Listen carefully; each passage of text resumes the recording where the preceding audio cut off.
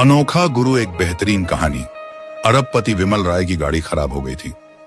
सुनसान जगह थी, रात का समय था, गांव जाने वाली सिंगल रोड थी। वह किसी से लिफ्ट लेने के इंतजार में काफी देर से सड़क के किनारे खड़ा था कि उसे एक साइकिल रिक्शे वाला आता दिखाई दिया। विमल ने रिक्शा रुकवाकर पूछा, आगे कल्याणपुर जाना है, ले चलोगे क्या? रिक्शे वाला गाना गुनगुनाने में मस्त था, बोला, आ जाइए, 50 रुपए लगेंगे। विमल रिक्शे में बैठता हुआ बोला, मैं तुझे 500 रुपए दूंगा, जरा जल्दी पहुंचा दो। गांव में मेरा एक कॉलेज का दोस्त रहता है, उसी के यहां जा रहा हूं, आज उसकी शादी की 25वीं सालगिरह है। रिक्शे वाला अपना गाना गुनगुनाता हुआ उसी रफ्तार से चल पड़ा। विमल जीवन में पहली बार साइकिल रिक्शे में बैठा था। 500 रुपए का लालच देने के बाद भी रिक्शे वाला गाना गुनगुनाते हुए मस्ती में धीरे धीरे चल रहा था। विमल सोच रहा था, ये कैसा आदमी है, पूरे दिन में भी 500 रुपए नहीं कमाता होगा, आज इसे एक साथ इतने पैसे मिल रहे हैं, फिर भी चेहरे पर कोई खुशी नहीं झलक रही। सोचते हुए वह झुंझला उठा। वह बहुत मुश्किल से वक्त निकालकर दोस्त की शादी की सालगिरह में आया था। गाड़ी खराब होने के बाद उसने अपने दोस्त को फोन करने की बहुत कोशिश की, मगर फोन नहीं मिला। अगर मिल जाता तो वह दोस्त से कोई साधन मंगा लेता। अचानक रिक्शे वाले के फोन की घंटी बजी। उसने रिक्शे को पैडल लगाते हुए फोन को स्पीकर पर डालकर कान पर लगा लिया। उधर से रिक्शे वाले की पत्नी का घबराया हुआ स्वर सुनाई दिया। आप कहां हो जी, अभी तक नहीं पहुंचे? रिक्शे वाला बोला, रास्ते में हूं, जल्दी पहुंच जाऊंगा। मगर तुम इतनी घबराई हुई क्यों हो? पत्नी का स्वर रोने में बदल गया। वह रोते रोते बोली, बकरी मर गई, पता नहीं उसे क्या हो गया था, अचानक थोड़ी देर तड़पी, फिर मर गई। रिक्शे वाला पत्नी को समझाते हुए बोला, अरे यार, मर गई तो मर गई, तू रो क्यों रही है? उसका और हमारा इतना ही साथ था। पत्नी बोली, कल ही सौदागर उसके 8,000 रुपए दे रहा था, अच्छा होता उसे बेच देती, 8,000 रुपए का नुकसान हो गया जी, रोना तो आएगा ही। रिक्शे वाला बोला, वो पैसे हमारी किस्मत में थे ही नहीं, इसलिए अब दुख मत करो। समझ लो तुमने बकरी पाली ही नहीं थी, मैं तुम्हारे और बच्चों के लिए जलेबियां लाया हूं, आधा घंटे में पहुंच रहा हूं, सभी मिलकर खाएंगे। इतना कहकर उसने फोन काट दिया।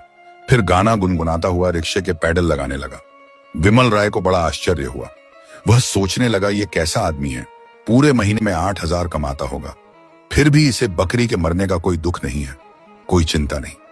कितनी सहजता से इतना बड़ा नुकसान सह गया।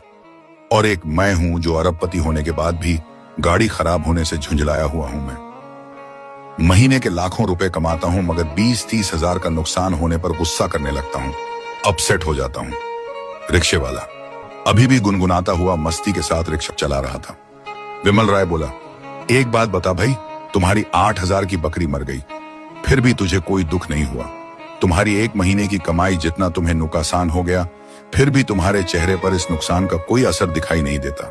या तो तुम जबरदस्ती खुश दिखने का नाटक कर रहे हो, या फिर तुम कोई मूर्ख हो जिसे ये पता भी नहीं है कि 8,000 रुपए कितने होते हैं। रिक्शे वाला हंसते हुए बोला, एक बात बताइए साहब, क्या मेरे दुखी होने से बकरी फिर से जिंदा हो जाएगी?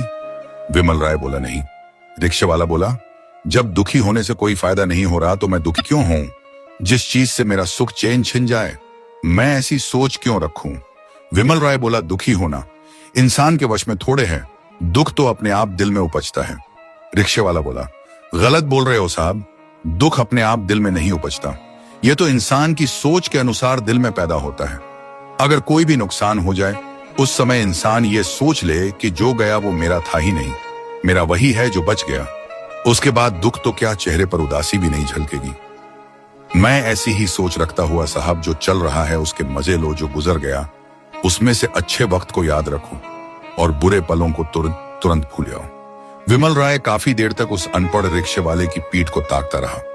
उसे विश्वास ही नहीं हो रहा था कि एक जाहिल सा दिखने वाला गरीब आदमी इतनी बड़ी सोच का मालिक हो सकता है। वह बोला, चलो मान लिया तुम्हें दुख नहीं होता, मगर अपने बच्चों के लिए कुछ करने की चिंता तो होती होगी। उनके लिए क्या छोड़कर जाओगे, ये रिक्शा या फिर वही गरीबी जिसमें तुम और तुम्हारी पत्नी जी रहे हैं?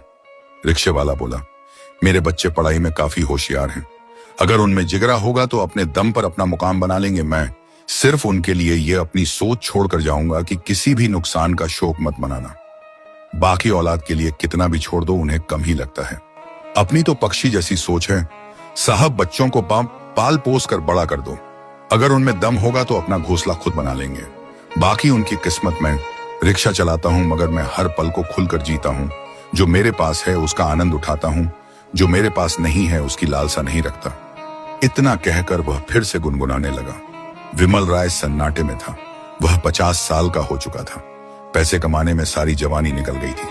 इन 50 सालों में एक दिन भी ऐसा नहीं गुजरा था जो उसने खुद के लिए जिया हो।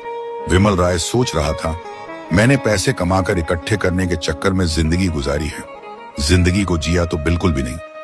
कल्याणपुर आ गया था। रिक्शे वाला बोला, साहब कहां उतरोगे? विमल राय ने दोस्त के घर का पता बताया। फिर ज्यों ही उस पते पर पहुंचा, रिक्शे से नीचे उतरकर वापस मुड़ा और रिक्शे वाले के पैरों में झुक गया। रिक्शे वाला उछल पड़ा, बोला, ये क्या कर रहे हो साहब? मुझ गरीब के पैर क्यों पकड़ रहे हो? मैं बहुत छोटा आदमी हूं। विमल राय बोला, तुम छोटे आदमी नहीं हो भाई, मैं अरबपति होकर भी एक असफल आदमी हूं। पैसों का ढेर लगा लिया है मगर खुद के लिए 2 पल नहीं निकाल पाया, और तुमने हर पल को मजे से जिया है। तुम मेरे गुरु हो, आज से मैं भी हर पल को खुशी के साथ जीना शुरू करूंगा। फिर विमल राय ने अपनी जेब में हाथ डाला और 500 रुपए के नोटों की एक गड्डी निकालकर उसे देता हुआ बोला, ये एडवांस रखो और कल सुबह यहां आ जाना। मैं तुम्हें 1 लाख रुपए महीने की नौकरी दे रहा हूं। तुम्हें कुछ नहीं करना है, बस हमेशा मेरे साथ रहना है और मुझे जीना सिखाना है, क्योंकि मुझे सिर्फ कमाना आता है, बस जीना नहीं आता। रिक्शे वाला बोला, क्यों मजाक कर रहे हो साहब? मैं अनपढ़ जाहिल आदमी, आपको क्या सिखाऊंगा? विमल राय बोला, तुम अनपढ़ जाहिल नहीं हो, तुम तो मेरे गुरु हो। तुम्हारे पास वो विद्या है जो किसी के पास नहीं है। यहाँ हर आदमी 7 पीढ़ियों के लिए धन इकट्ठा करने में लगा है, मगर जीना किसी को नहीं आता। तुम्हारी विद्या बहुत कीमती है गुरुजी, तुम मुझे अपने सानिध्य में ले लो।